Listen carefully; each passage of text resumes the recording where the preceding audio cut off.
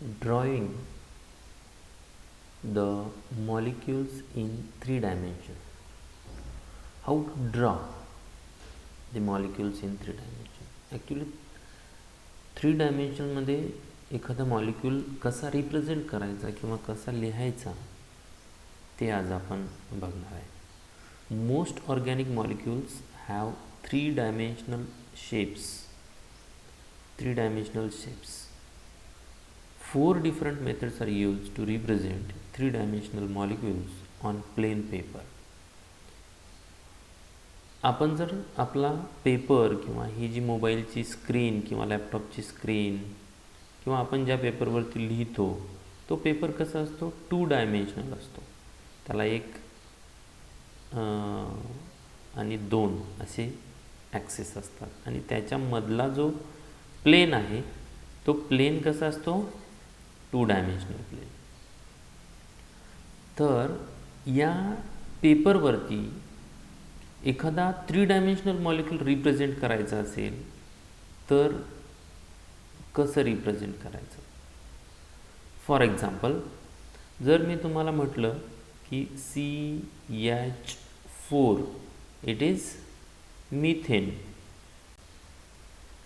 आपण पेपरवरती लिहिताना CH4 लिहितो, पण त्याचं स्ट्रक्चर जर काढायचं म्हटलं तर वहीच्या नोटबुकच्या पेपरवरती आपण असं काढतो. पण ॲक्च्युली ते असं असतं का? हे टू डायमेन्शनल स्ट्रक्चर झालं.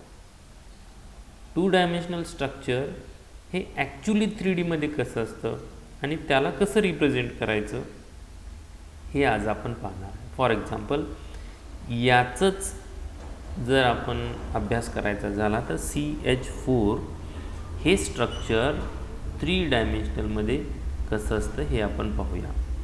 CH4 हे बघा, हे स्ट्रक्चर आहे CH4. फॉर एक्झाम्पल, जर तुम्ही या मॉलिक्यूलला व्यवस्थित पाहिलं तर हा सेंटरचा आहे कार्बन आणि हे चार जे आहेत ते हायड्रोजन्स आहेत. ब्लू, रेड, ग्रीन आणि ऑरेंज कलरनं दाखवलेले हे हायड्रोजन्स आहेत. हे ॲक्च्युली असे असतात.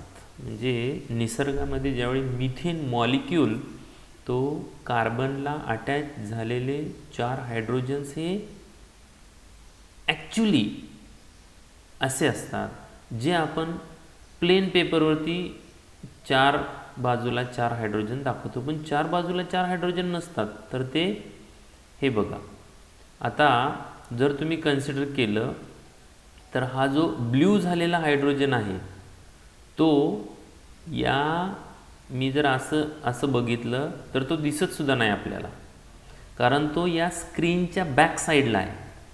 हे चार रेड झालेले हायड्रोजन्स हे स्क्रीनच्या वरती आहेत आणि कार्बन जो आहे तो बरोबर स्क्रीनच्या मध्ये आहे, म्हणजे स्क्रीनच्या लेवलला.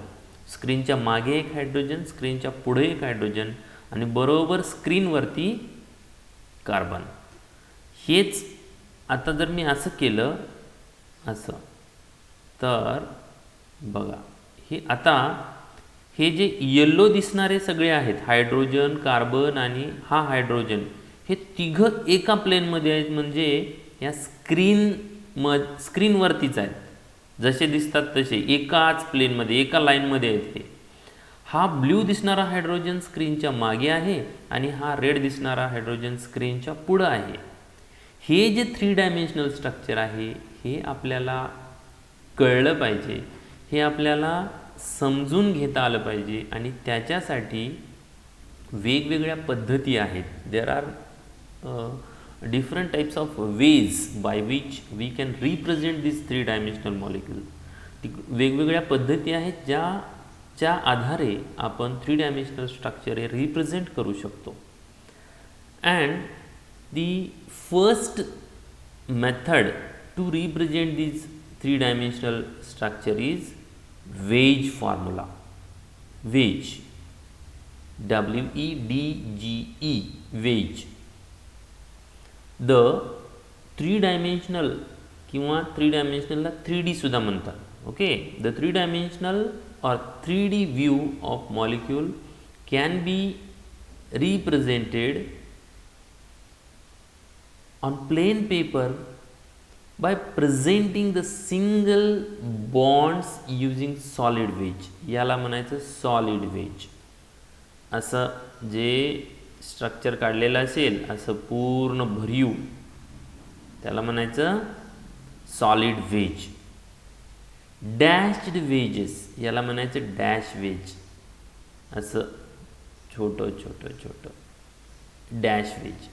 अँड नॉर्मल लाईन ही आपण जी लाईन ओढतो पेपरवरती ती नॉर्मल लाईन. या 3 प्रकारचे बॉन्ड्स आपण दाखवतो.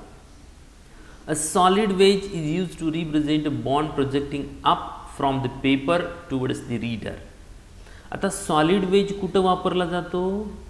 ज्यावेळी एखादा कार्बन आहे समजा आणि कार्बनला असा एक हायड्रोजन दाखवला आपण, हे पूर्ण सॉलिड बॉन्ड दाखवला सॉलिड वेज आणि इथं हायड्रोजन दाखवला.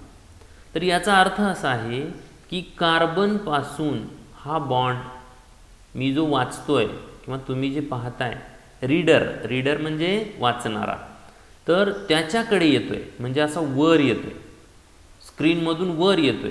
पण पेपरमध्ये वर येणारा आपण दाखवू शकत नाही म्हणून हा असा दाखवला जातो solid wedge. A dashed wedge is used to represent a bond going backward below the paper away from the reader. एक हायड्रोजन मी असा दाखवला समजा,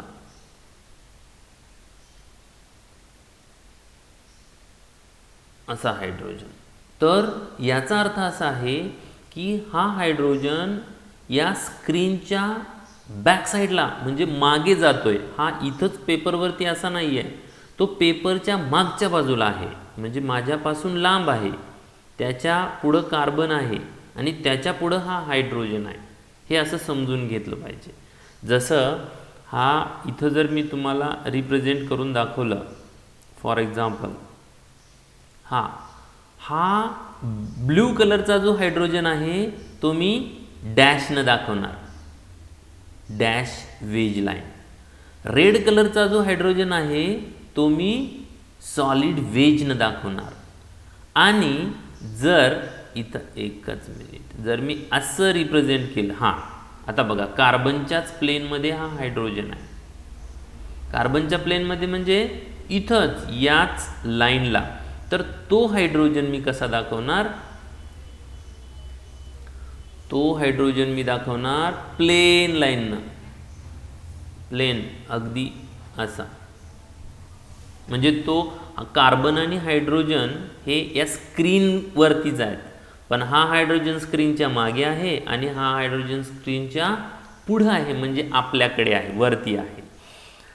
A dashed wedge is used to represent a bond going backward below the paper away from the reader, and normal line depict म्हणजे दाखवते, show करते. Okay, depict म्हणजे to show. Normal line depict bond in the plane of paper. ही पेपरच्या plain मधलं represent करते. Okay, हे समजून घेतलं पाहिजे.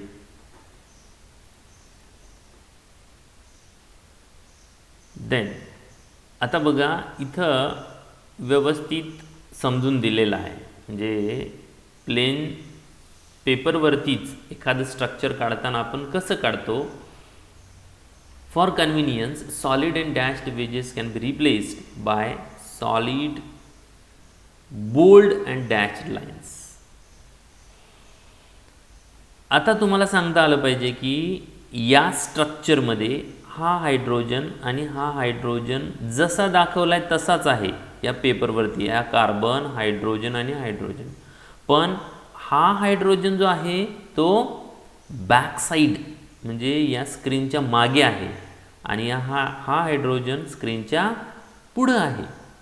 बघा, bonds in the plane of paper आहेत तसेच, पण हा आहे तसा नाही आहे, हा पेपरवरती दाखवला आहे. Bond going below the paper, below the screen म्हणू शकतो आता आपण, आणि bond above the paper, projecting above the paper, किंवा या स्क्रीनमधून बाहेर आपल्या डोळ्याकडे येतोय असं म्हणू शकतो. आणि हा कार्बनपासून बॅक साईडला लांब जातोय आपल्यापासून डॅशचा. ही एक पद्धत झाली ज्या प्रकारे आपण 3 डायमेन्शनल मॉलिक्यूल हा रिप्रेझेंट करू शकतो.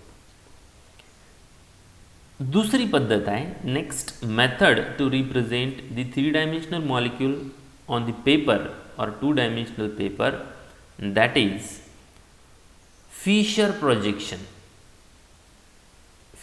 projection formula or cross formula. In this representation, a 3-dimensional molecule is projected on plane of paper. A Fisher projection formula can be drawn by visualizing the molecule with its main carbon chain vertical. काय सांगितलं? Fissure प्रोजेक्शनमध्ये जो molecule आहे तो असा उभा आहे, vertical आहे असं कन्सिडर करून, म्हणजे इकडं कार्बन चेन जी आहे ती उभी आहे असं कन्सिडर करायचं, फक्त तसं समजायचं आणि मग त्याचं स्ट्रक्चर काढायचं. Each carbon on the vertical chain is represented by a cross. हा जो क्रॉस आहे ना, हा क्रॉस म्हणजे जिथं क्रॉस झालेला आहे तिथं एक कार्बन आहे असं समजायचं आणि तो क्रॉसनं रिप्रेझेंट केला जातो.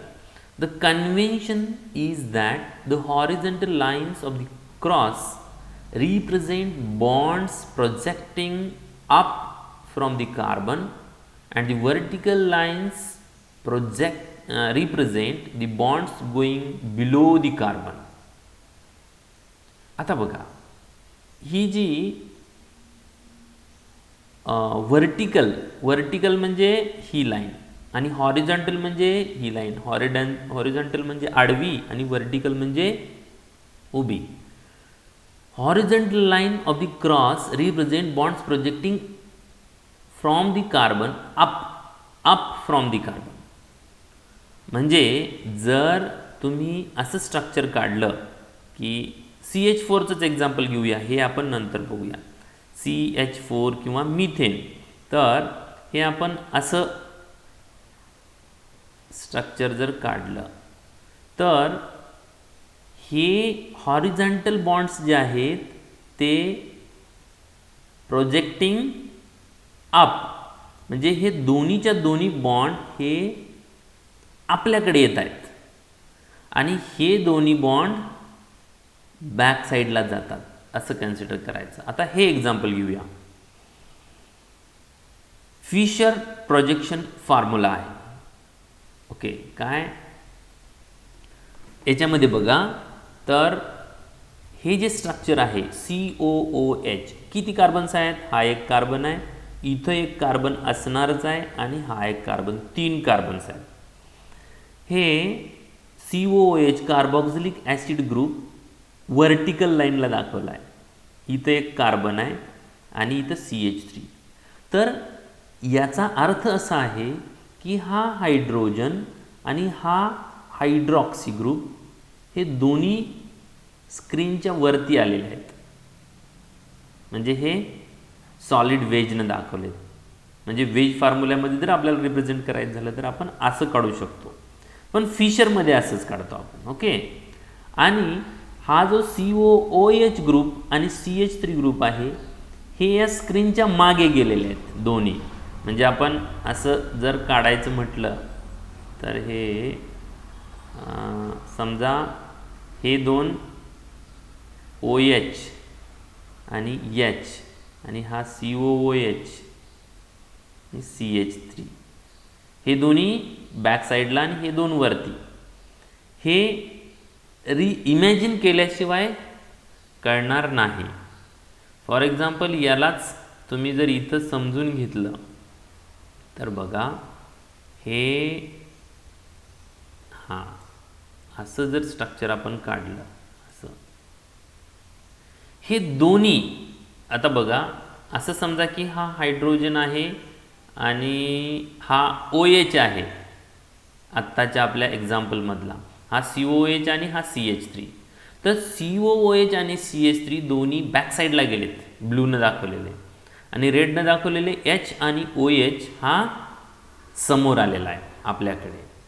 हे असं स्ट्रक्चर इथं रिप्रेझेंट केलेलं आहे. ओके, जर आपल्याला हे कळालं असेल तर आपण आणखी एक एक्झाम्पल त्याचं बघू शकतो, ज्याच्यामध्ये हे स्ट्रक्चर, याचा अर्थ काय झाला,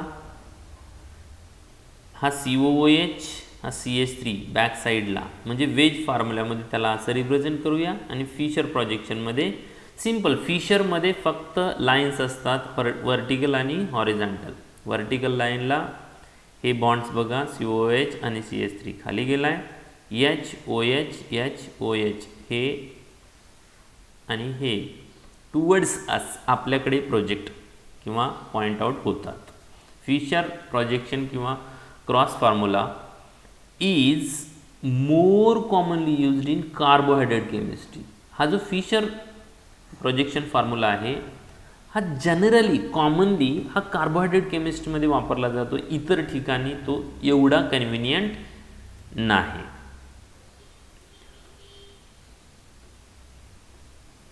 ओके, बाकीचे दोन ज्या मेथड्स आहेत त्या आपण नेक्स्ट व्हिडिओमध्ये बघूया.